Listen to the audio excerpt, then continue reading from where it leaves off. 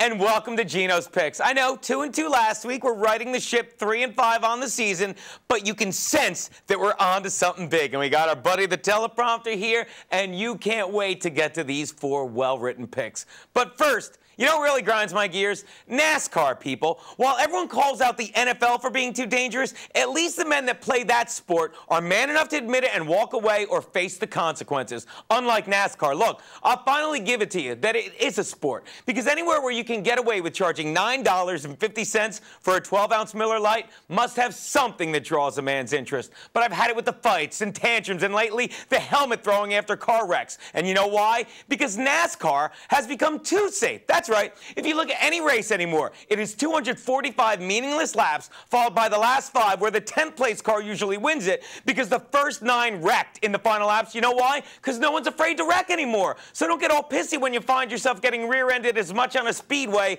as you would in a Speedo. Because with all the medical breakthroughs and protection in the past 20 years, you're 99% safe in either case. So deal with the new format of racing and take it like a man, Tony Stewart, because throwing a helmet doesn't make you a bad boy. It only makes you a bitch. And if you don't believe me, then you need to realize that the only other person ever to throw a helmet that far from a car was Lorena Bobbitt. Yeah, NASCAR is a sport, all right, but so is pillow fighting in some countries. Now, let's get to the picks.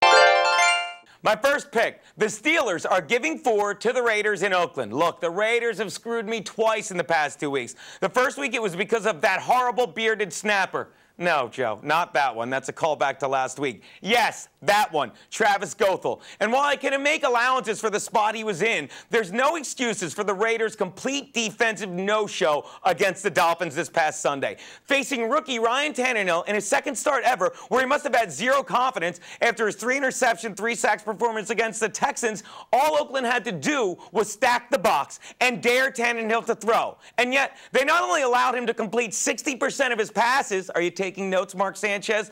But they also allowed the Dolphins to gain, get this, 263 yards on the ground, and they were drubbed 35-13. Wow. The last time I saw someone struggling that long with a fish, I was reading The Old Man and the Sea. People, if Dennis Allen was your answer in Oakland, you were certainly not asking the right question. And while the Steelers have had trouble rushing the ball, the Raiders' porous defense is just what they need to give Rashard Mendenhall a little more rehab time, and more importantly, time for Big Ben Roethlisberger to get fat.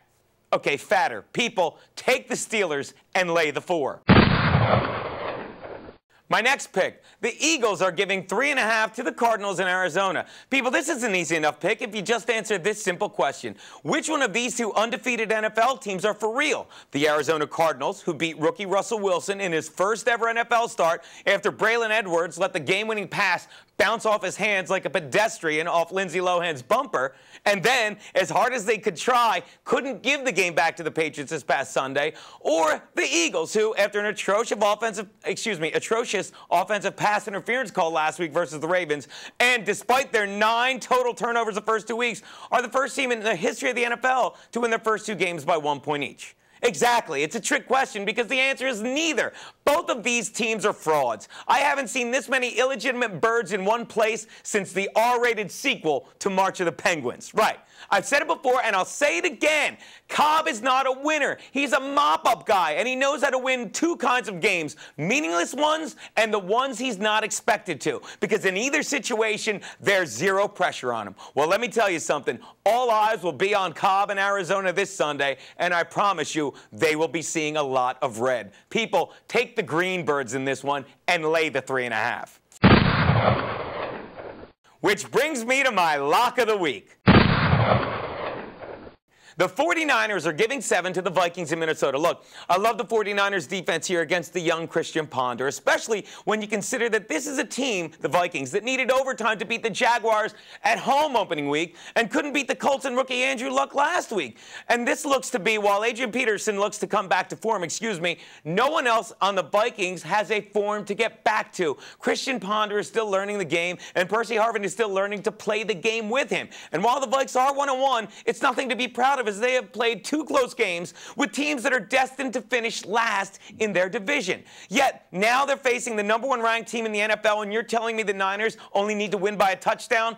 I'll take my chances because while everyone else in the league insists you need to be a passing team, Jim Harbaugh and his 49ers have proven old school defense and a sound rushing attack will take a team further than anyone that relies on the arm of one player to shoulder the load. And I'll tell you, Alex Smith is slightly above average on his best day, but he works in this system because he's asked to do about as much as Ronald Reagan was his last days in office. Keep it short, and when in doubt, just hand it off to somebody else.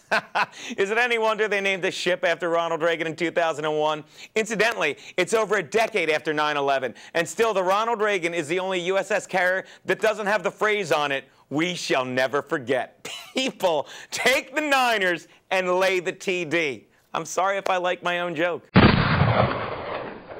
Which brings me to my Double Your Money Monday Night Bet, or as I like to call it, bet like a big-time baller.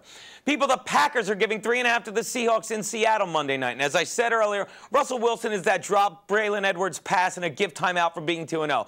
But the Packers, who are 1-1, have nothing to be ashamed of after losing to the Niners opening night after San Fran had 7 months to think about how they were a muffed punt away from hoisting up the Super Bowl trophy. And then the Pack obliterated the rival Bears and Jay Headcase Cutler 4 days later. So unlike the Birds in the previous joke, I think Seattle and their defense is legit, especially at home where Dallas just realized how unfriendly they can be. All right, the funny thing is I think Russell Wilson would be just as excited to play this game back home in Green Bay. But why not? This Russell Wilson kid has Seahawk Nation excited, and they should be. I mean, since Dave Craig left in 1991, the Seahawks have had their share of terrible QBs. Rick Mirer, Kelly Stouffer, John Kitna, Tavares Jackson. People, in fact, the only people noted for their accuracy in the past 20 years in Seattle have been Matt Hasselbeck and Kurt Cobain. The only place where it would be more fun to watch this game, I think, would be in Cleveland, sitting next to Mike Holmgren as he watches these two teams screaming, "What the f*** was I thinking?" People, these are two cold and crappy weather teams, and to quote my buddy Geno T, on a night that will be windy, cloudy, and 66 degrees, there goes the Zebras, people. Close game, possible upset. Take the Seahawks and the 3.5 points you're getting. Those are Geno's picks.